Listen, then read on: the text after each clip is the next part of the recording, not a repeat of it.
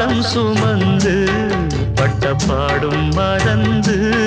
பிள்ளை செல்வம் பிறக்க அள்ளி கையில் எடுக்க